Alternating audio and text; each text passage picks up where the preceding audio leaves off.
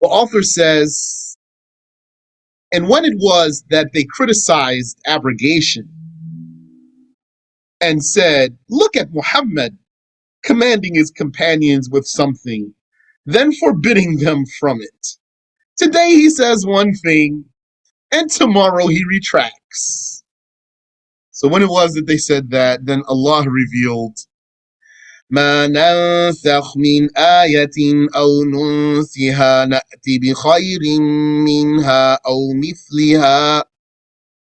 Yani, any verse that we abrogate, this verse having a judgment, a ruling, yani, this rule, we would abrogate this rule in this ayah, and we could even abrogate the entire recitation of the ayah with the rule and the ayah.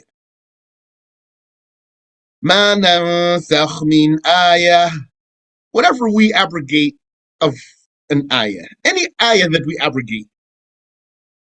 And this ayah, that means the words that we recite, that's the ayah. This ayah could have a rule in it. So if Allah willed, He would reveal an ayah with a rule. And then afterwards, abrogate that rule, abolish that rule that's in the ayah, and leave the ayah. Or if He willed, He would abolish the rule and remove the ayah from the Quran. And if He willed, He could remove the ayah and leave the rule. All of those are valid scenarios of abrogation. ما ننسخ من آية أو ننسها. Any verse that we abrogate or make forgotten, نأتي بخير منها أو مثلها, we bring better than it by its judgment being easier or more rewardable, or we bring like it in accountability and reward. Yani, Allah Ta'ala, He might reveal a rule that's better than the first one, or just like the first one. So there are scenarios here when it comes to abrogation.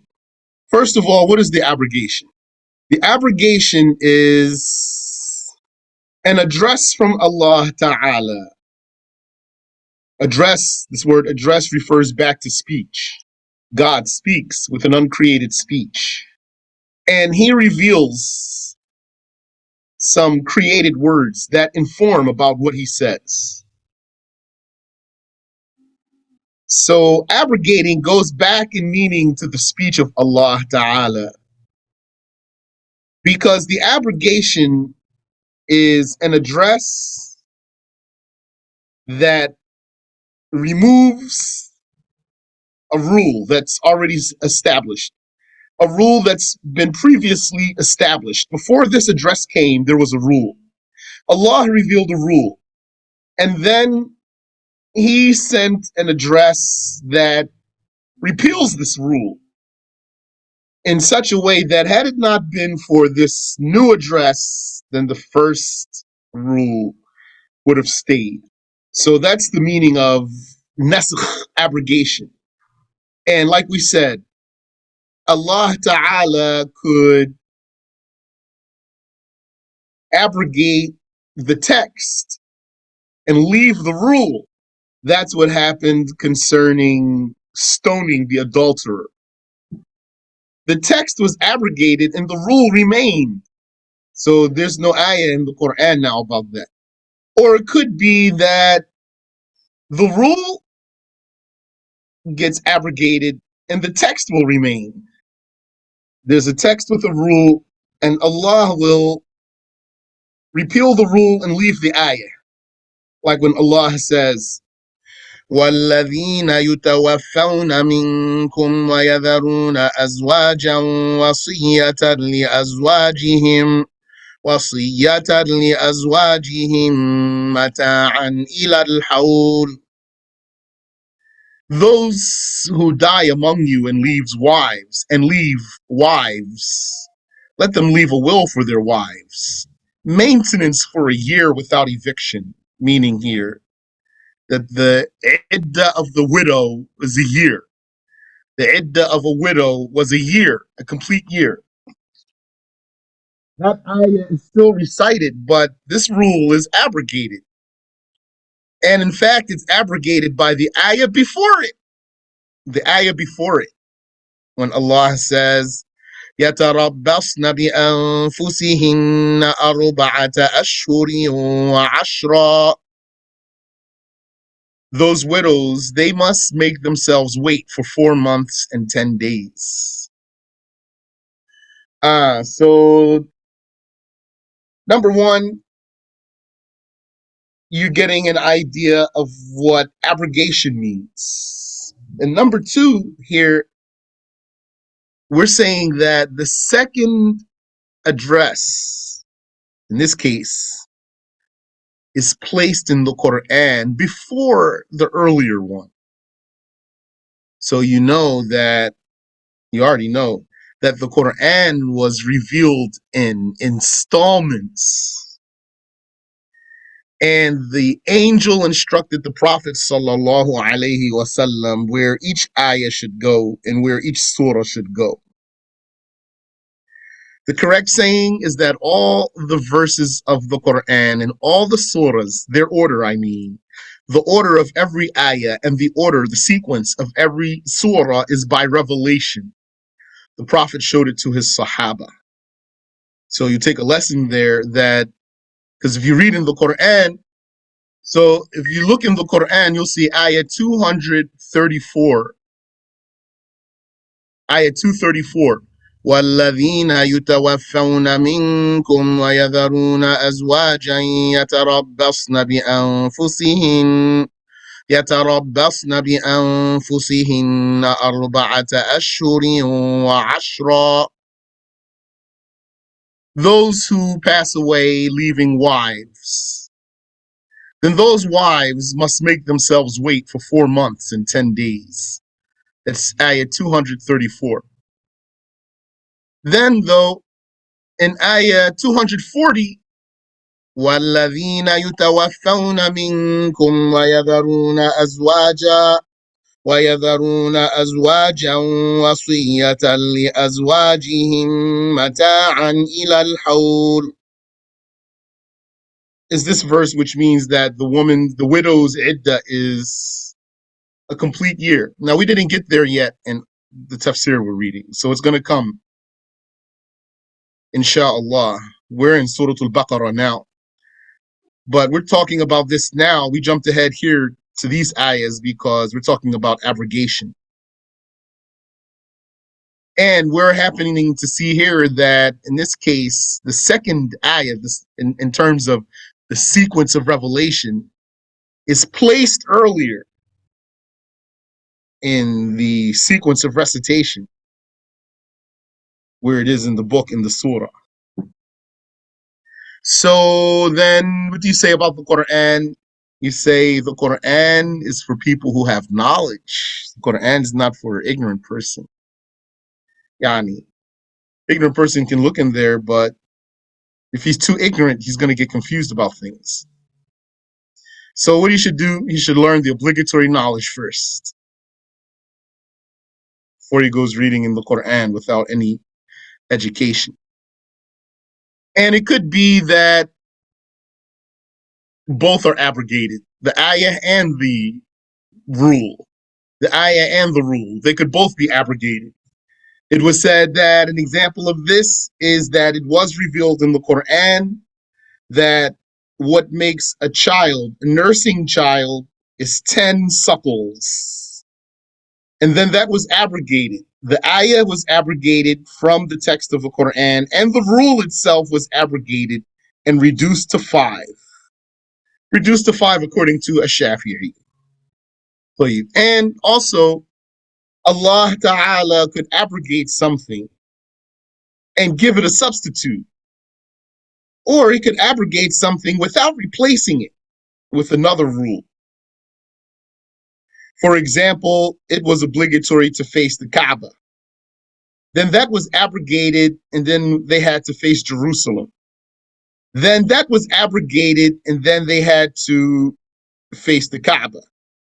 Or something could be abrogated without any substitute, like a charity that a person was obligated to give before having a meeting with the Prophet sallallahu alaihi wasallam.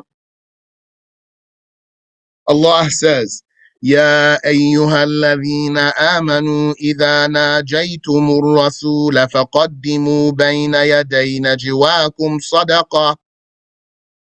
All those who have believed, if you want to confide in the messenger, then dedicate an offering before your conference. So this rule of giving a charity before a conference with the Prophet ﷺ was abrogated without a replacement. And this replacement, it could be stricter or it could be easier, whatever Allah wills. Like Allah first revealed that the believers had to stand up to the kuffar even if they were 10 times as many. One Muslim had to stand fast against 10 kuffar. Then that was abrogated and it was reduced so that one Muslim has to stand fast against 2 kuffar. Or the rule could be abrogated to be more strict. The replacement could be stricter, yani tighter. Like it used to be that they were allowed to either fast Ramadan or to feed someone. And then that got abrogated and restricted only to fasting. Talk about the able-bodied one. The able-bodied one was allowed to choose to not fast and to instead feed someone. So that was abrogated. And it became that only fasting is the option. Yani, there is no option. So all of that, and there's more to give you a good idea, insha'Allah ta'ala, about abrogation. So Allah says, ما ننسخ من آية أو ننسها نأتي بخير منها أو مثلها. Whatever we abrogate of a verse, yani any verse that we abrogate or make forgotten, we bring better than it or like it. We bring better than it by its judgment being easier or more rewardable. It would be better from some perspective, like being easier or being more rewardable, or like it in accountability and reward. ألم تعلم أن الله على كل شيء قدير. Did you not know that Allah is over everything very powerful? So I have a question for you, brothers and sisters. So here's an ayah from the Quran, ayah 106 of Surat Al-Baqarah, that has evidence for abrogation. Explicit evidence.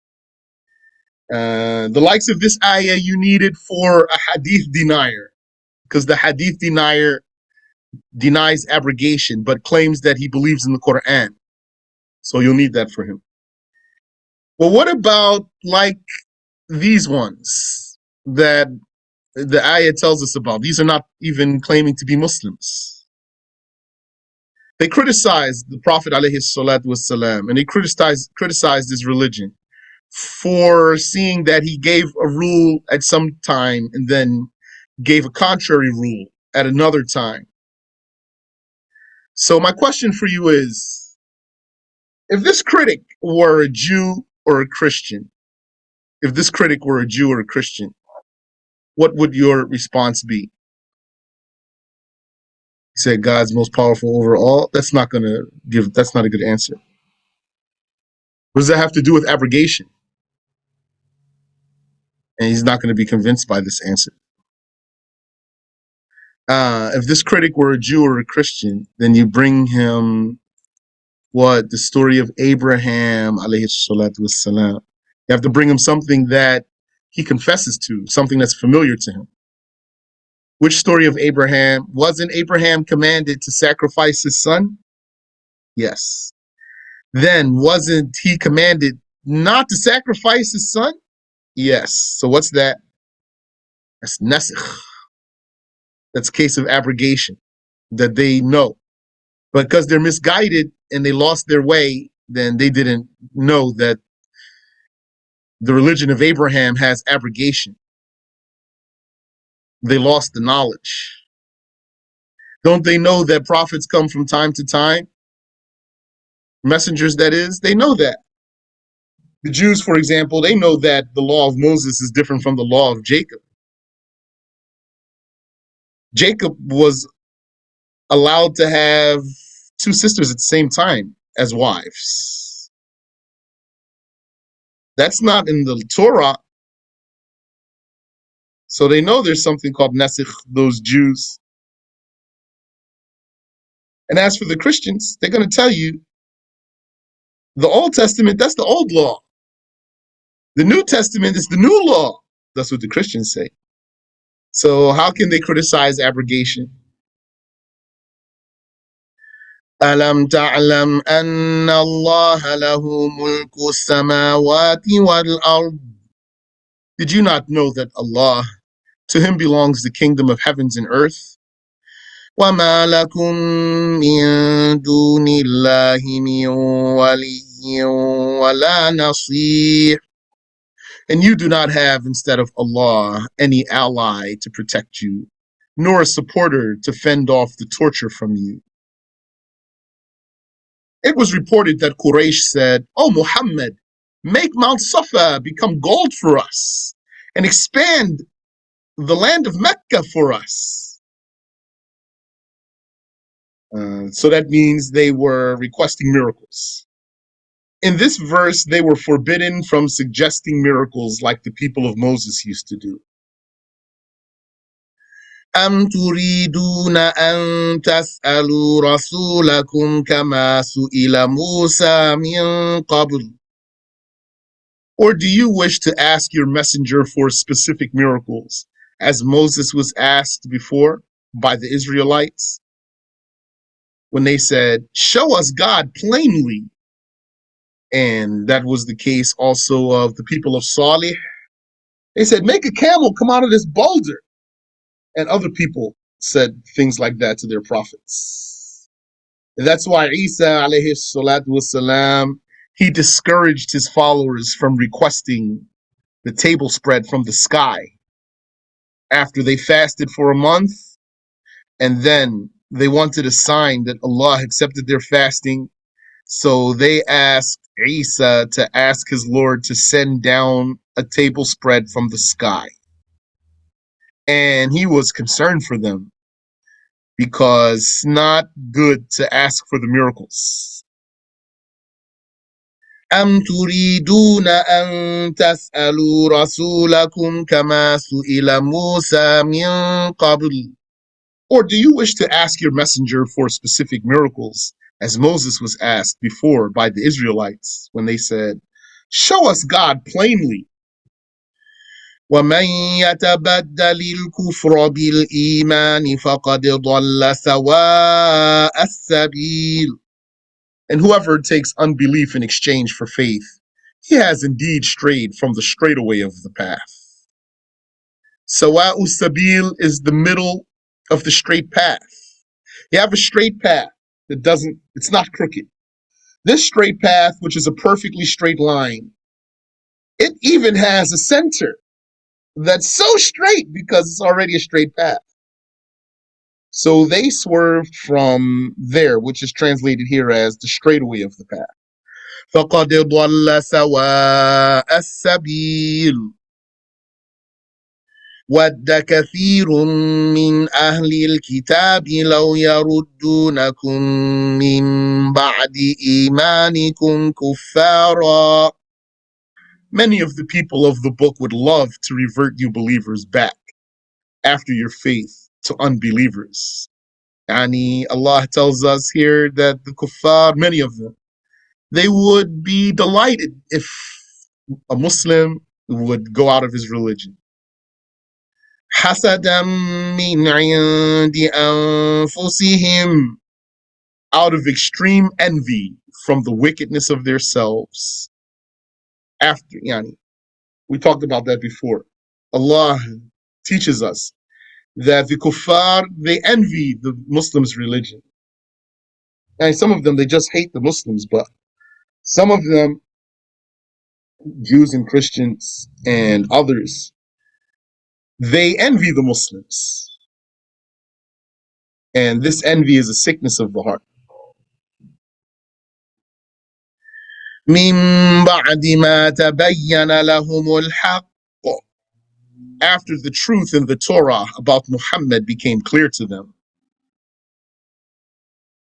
So do you know why it is the Jews don't try to convert people? All I know is their creed is that you have to be born a Jew. So I think that's why, because if you're not born a Jew, you can't be a Jew anyway. So what's the point? I know that's their creed. You have to be born a Jew. He said they just want us to not be Muslims, though. Yeah. But there's an ayah in the Quran that says that the Jews said, be Jews and you will be guided. But I don't have any knowledge about Jews making da'wah. I don't know a single story about Jews making da'wah to anyone. فَعَفُوا وَاصْفَحُوا حَتَّى يَأْتِيَ اللَّهُ بِأَمْرِهِ. So pardon their ignorance and hostility and disregard retaliating. Yani, don't react to them until Allah brings about his command to fight. It's another case of abrogation. They were at first forbidden from fighting, like you know. Then Allah abrogated that and revealed to them the permission to fight. And in fact, an obligation to do so. Inna Allah ala kulli shay'in qadir. Surely Allah is over everything, very powerful, and thus can bring the revenge upon them. وَأَقِيمُوا الصَّلَاةَ وَآتُوا الزَّكَاةَ, and observe the prayer and pay the zakah. وَمَا تُقَدِّمُوا لِأَنفُسِكُم مِّنْ خَيْرٍ تَجِدُوهُ عِندَ اللَّهِ, and whatever you prepare for yourselves of good, you shall find its reward with Allah. Yani, you shall find that Allah will reward you. إِنَّ اللَّهَ بِمَا تَعْمَلُونَ بَصِيرٌ. Surely Allah is of what you do, seer, and thus shall reward you. The Jews of Medina and the Christians of Najran disputed before the Prophet sallallahu alaihi wasallam, and each group said that its own would enter paradise. وَقَالُوا لَنْ يَدْخُلَ الْجَنَّةَ إِلَّا مَنْ كَانَ هُودًا أَوْ نَصَارًا. And they said, none shall enter the garden, but whoever was a Jew or a Christian. Meaning each group was speaking about its own group. تِلْكَ أَمَانِيُّهُمْ. Those desires that no good shall come to the believer from his Lord, and that they could return you to disbelief, and that none shall enter the garden but them, are their empty hopes. Here, back up a little. وَقَالُوا لَنْ يَدْخُلَ الْجَنَّةَ إِلَّا مَنْ كَانَ هُودًا أَوْ نَصَارًا. And they said, none shall enter the garden, but whoever was a Jew or a Christian. So that's clear. Meaning, each group said that about themselves respectively. Then the ayah says, تِلْكَ أَمَانِيُّهُمْ. So if I just translate those words, it would say, that's their hopes, or those are their hopes. So then what might come to your mind is, what's those that's their hopes? Or that, what's that that's their hopes? That they would hope looks like saying they hope, they think that nobody's going to go to heaven but a Jew or a Christian. That's their hopes. But Imam An-Nasafi, he returns this back to more than just that. Don't forget that you want to understand the Quran well, you have to follow the context of its verses. And you have to see how those verses are related to each other. So which ayah are we on here? We're on ayah 111. It tells us that the Christian said, no one will enter heaven but a Christian. And the Jew said, no one will enter heaven but a Jew. And then Allah says, Tilka amaniyuhum. Those are their hopes. What? That no one would enter the garden but them? Not just that, because there's other things ahead of this. What else is their hopes? Ayah 105. ما يود الذين كفروا من أهل الكتاب ولا المشركين أن ينزل عليكم من خير من ربكم. Neither do those who disbelieved among the people of the book, nor the pagans, like for the good revelation to be sent down to you believers from your Lord. Due to their envy of you, they're seeing themselves entitled to it and not you. Here, so ayah 105. And what else here?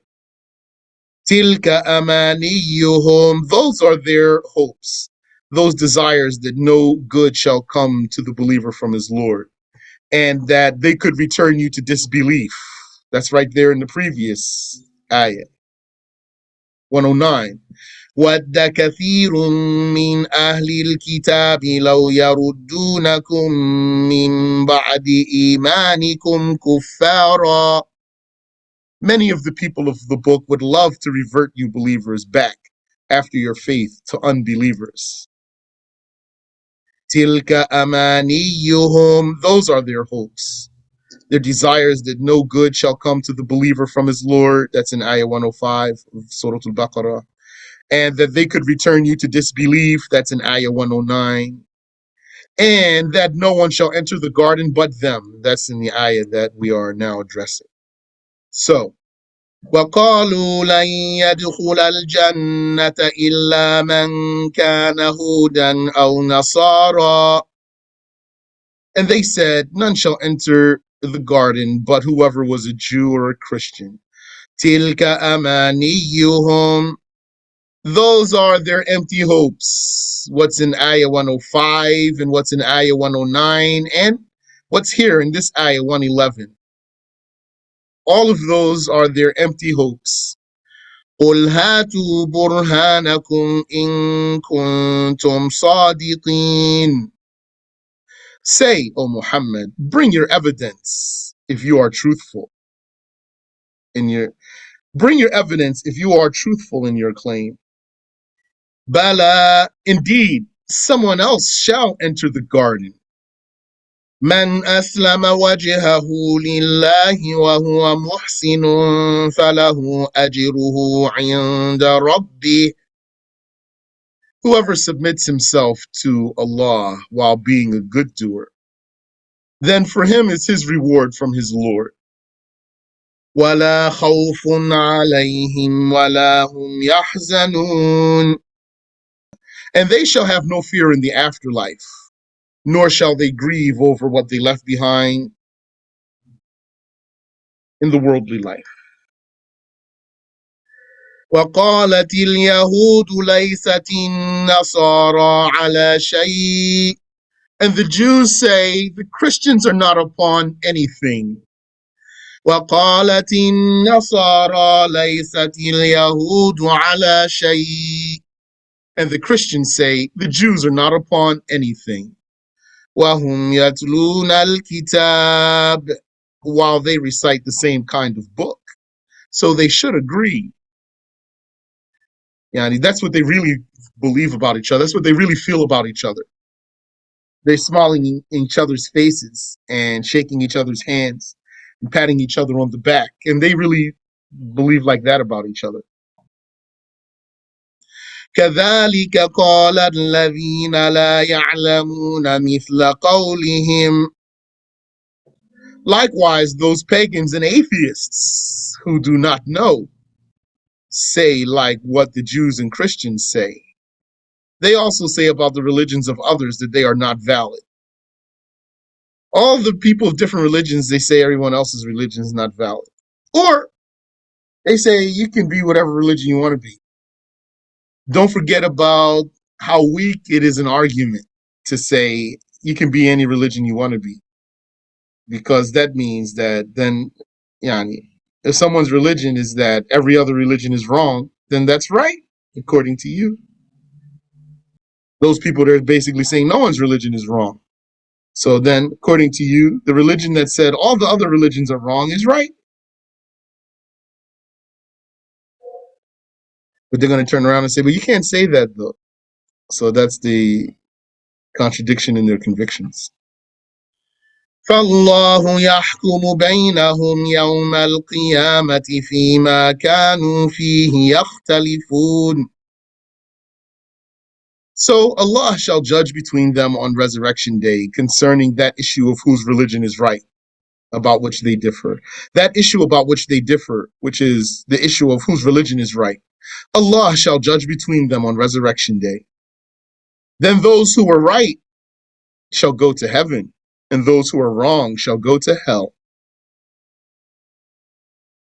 وَمَنْ أَظْلَمُ مِمَّنْ مَنَعَ مَسَاجِدَ اللَّهِ أَنْ يُذْكَرَ فِيهَا اسْمُهُ.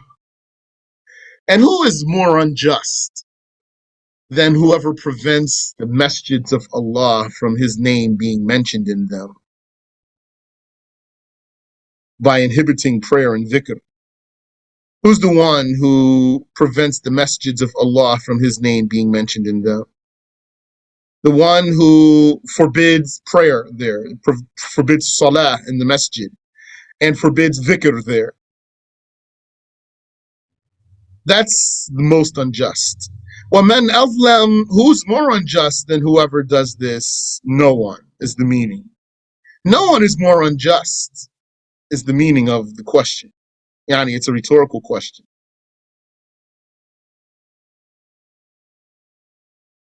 وَسَعَى فِي خَرَابِهَا, and he strives to ruin them. Who strove to ruin the masjids? This was revealed about the Romans who demolished Jerusalem, or the pagans who prevented the Muslims from performing Umrah in the year of the Treaty of Hudaybiyah, according to Jalalain.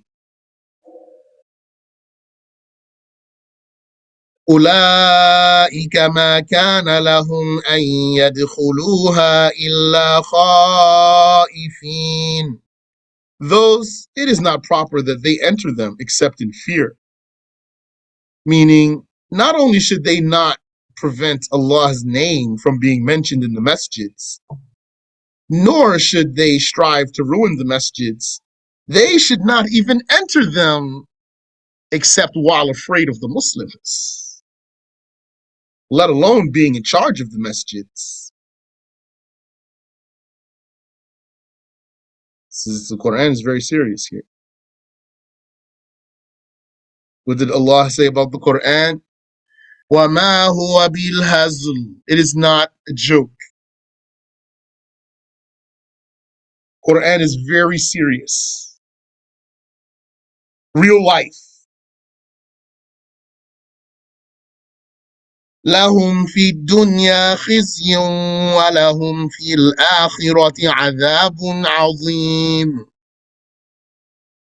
For them in the earthly life is disgrace. The disgrace of being slain in battle and captured and enslaved and then billed with the jizya. And for them in the afterlife is a great torture in the fire.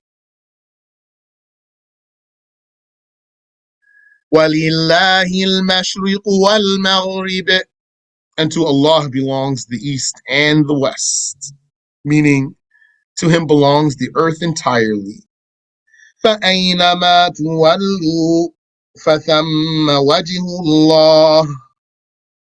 So whichever way you turn in voluntary prayer upon an animal while traveling, then that direction is valid to Allah. Inna Allah wasi'un alim. Surely Allah is very generous, knowledgeable of the management of his creations. And it was said that this ayah was revealed about being confused about the Qibla because of not being able to determine it, because of being unable to determine the Qibla. Sometimes you can't determine the Qibla at all because there's no shadows and you're not in familiar area. Happened to me once. I was in DC area and I didn't have a compass and it was very severe overcast of clouds. And I had to pray. I had to pray before Maghrib came in. And I could not find any Qibla. And then started coming down, the rain so strongly. I was with non-Muslims too. So I had to pray in the rain. So I don't know what they were thinking. Subhanallah.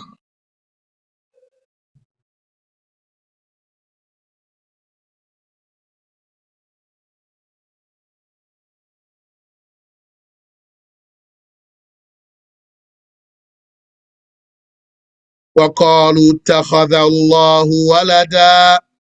And the Jews, Christians, and those who said the angels are the daughters of Allah said, Allah has taken on a child. So for the Jews, they were talking about, that is, some of them, were talking about Uzair. For the Christians, they were talking about Jesus. And those who said the angels are the daughters of Allah, those were some of the Arabs. وَقَالُوا اتَّخَذَ اللَّهُ وَلَدًا. And they said, Allah has taken on a child. Subhanah, glory from imperfection is His. بَلْ لَهُ مَا فِي السَّمَاوَاتِ وَالْأَرْضِ. Rather, to Him belongs what is in heavens and earth, while the child does not belong to the parent. كُلٌّ لَهُ قَانِتُونَ. All are to Him subjugated by His will. The meaning here is that in this ayah, Allah Ta'ala negates that He has a child. But you might not see it. You might not get how is it. So the ayah says, وَقَالُوا اتَّخَذَ اللَّهُ وَلَدًا. They said, Allah has taken a child. So that's what they said. Subhana, exalted is He. Yani, this is not true. He is exalted. Bal, rather, lahu ma fi samawati wal ard. To Him belongs what is in heavens and earth. Here, one might not see really the strength of the point there. Because, you know why? Because what a kafir would do? A kafir would get a slave, impregnate his slave woman, and then make the baby his slave too. His own baby. That's what a kafir would do. I'm not saying everyone. But if anyone would do it, a kafir will do it. And they have done that. The fact of the matter is, you don't own your child. You don't own your own child. So when Allah says, Lahu ma fi samawati wal ard, to Him belongs whatever is in heavens and earth. This is a statement of ownership. Ownership and parenthood are contrary to each other. They are mutually exclusive. That means they can't stand together. Ownership and parenthood, they can't stand together. They don't come together. You can't own your child, and you can't own your parent. So when He says, Lahu ma fi samawati wal ard, to Him belongs what's in heavens and earth, that means He doesn't have a child, because this child that you are claiming is something amongst the heavens and earth. And everything in heavens and earth is His possession. And the child would not be a possession of the parent. So then Nothing of his is a child of his. كُلٌّ لَهُ قَانِتُونَ. All are to him subjugated to his will. It is, though, for your information, possible that your brother would be your slave. If you purchase, let's say, if your brother was a slave, your brother or your sister was a slave, and then you came across your brother or sister, found them slave. They said to the one who had them, "Sell me this slave." So they sold your sibling to you. Just by buying that sibling, it's not going to make him stop being a slave. But if that's your child or your parent, then just by selling that one to you, they're going to stop being a slave right there. If you came across your parent or child as a slave, so you said to the one who had that slave, "Sell me this slave." Then if they did, then as soon as you do the contract, that person became free. Because there's no way you can own your parent or child. Wallahu ta'ala a'lam. Allah knows best. We'll stop there.